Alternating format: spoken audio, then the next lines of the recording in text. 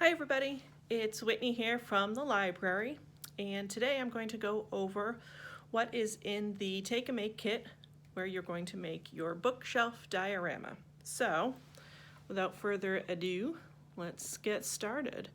Bear with me while I shake the camera a little bit. Okay, let me get out of frame. Okay, so what I have here is the kit and an already made bookshelf diorama, which I'll go over afterwards. So first, just keep in mind that if you did not get a chance to register for this kit, you can still follow along with the directions. I will post them on the library's website tomorrow. So you can follow along with your own supplies. It's actually a really easy project and it's very fun. So let's begin. So in the kit, you're going to get a box and 4 pieces of paper. So the first one are the directions. And let's go over what's in the kit, what's in the box, I mean. So we've got all sorts of fun stuff. We're going to take it out, and I will explain every single item here. Okay, so this cardboard box is going to serve as the actual diorama. You're going to make your little scene in here. Then you've got your background paper. You have 2 castle silhouettes to choose from. We've got Hogwarts up here and just a generic fantasy castle. You have 2 sheets of glue dots, and there are plenty of dots on each sheet, so I'd be very surprised if you went through even one of these, but you have plenty to work with. 1 all-important glue stick. You've got a miniature lamp post.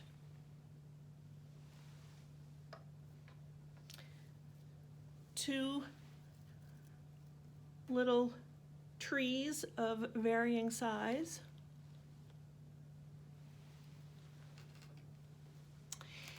You've got a bag of cotton balls that will serve as clouds or snow, whatever you decide for when you're thinking about what kind of scene you want to make.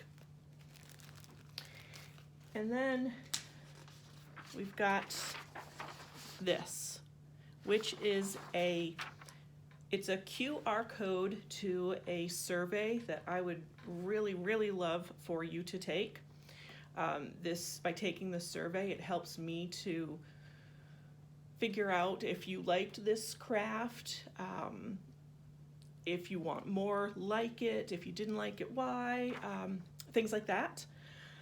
So all you have to do is with your phone, your smartphone, take a picture of the code itself, and I'm trying to do it far away so my camera doesn't take a picture of it.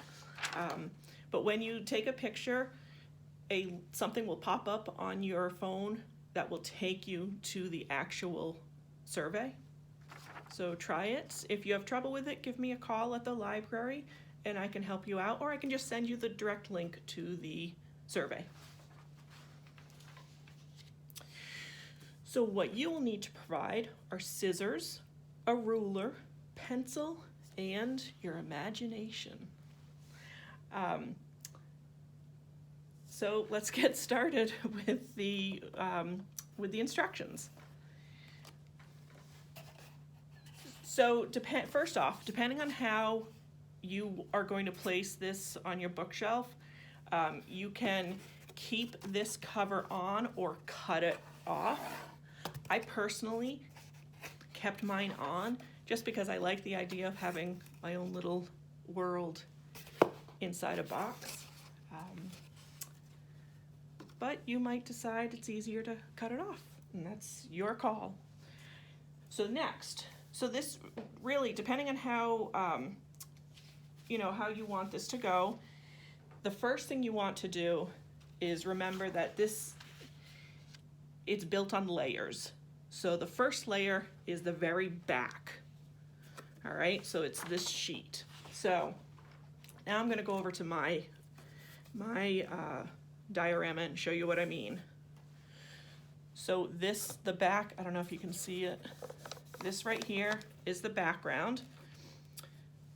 So you're gonna measure it, you're going to cut it, and then you're going to fold it into the box so that it fits snugly on all three sides. So left, right, and back. So what I would suggest is that you do your measuring first. And I mean, don't even cut it yet. You want to make sure that you're not taking too much out. It's always easier to cut a little bit at a time. And then even before you glue it, you want to fit it in there and make sure it fits right. Then take it out. Once you have it set, take it out, put the glue on the back, and fit it back in. Now, you can overlap the side a bit. I just wanted it to look like the sky was going around. I don't know, I just liked it like that. So then the next layer is your castle. So choose which silhouette you want and then cut it out. And again, before you put any glue on, kind of eyeball where you want it to go. And because you're going to have clouds or snow on the bottom, I would put it somewhere in the middle, just like this, okay? So then, obviously, put your glue on the back and stick it on. So then the third layer is the snow itself. So I have just like batting from a quilt, but I gave all of you cotton balls, which you can work with it on the same idea. Like if you find that you don't have enough cotton, pull each bit out and just kind of pull it apart. And then it'll get bigger and you'll find that you have more than enough snow or clouds to work with. So then, and again, play with it, and here is where your imagination comes in. Decide, what kind of scene you want your diorama to tell, or what the story is. And you might want to, put a staircase in. You can make a stair with, brown construction paper, or maybe you want a brick path. Maybe get some red construction paper and just draw the little brick outlines. You can have a lot of fun with this. So then moving on to the fourth layer, or the last thing, are the Christmas trees and the lamppost. Now for my kit, I actually didn't, as you can see, I did not use a lamppost. What I did use was my little frog prints here. If you can't see him, he's not glued in. This is my own little guy. So, if you have another little figure that you would like to use, go for it. I tend to like scary things, so I almost made this Dracula's castle, but then I forgot that I had this guy, and I came up with another little story. Add an action figure. If you like Harry Potter, add Harry Potter in there. If you like, Baby Yoda, or Lego Baby Yoda, add Baby Yoda in there. It's really up to you. Tell a story through your scene. And please don't forget to take pictures. I would love to see what you came up with. So with that, I'm going to tell you the story of my diorama. It's a very simple story of love, of loss, of hope.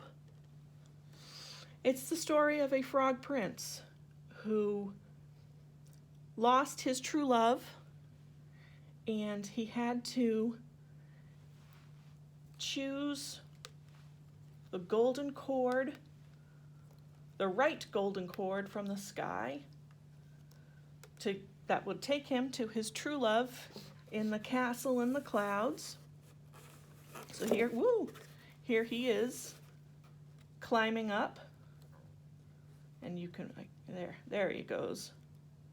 That's a simple story, but I thought it was kind of neat. So I actually learned that I'm not that bad at telling stories, but maybe not. Maybe I am, I don't know. Either way, I had a lot of fun with this. So please, again, I would love to see pictures. And just remember that this kit was made possible through CARES Act funding from the Federal Institute of Museum and Library Services, as administered by the Massachusetts Board of Library Commissioners. So that is it. If you have any questions, please just give me a call or an email. The phone number at the library is 508-261-7380, or my email, wkbrown@salesinc.org. And that's it. Have fun. I'm going to make more of these because I really liked them. Bye, everybody.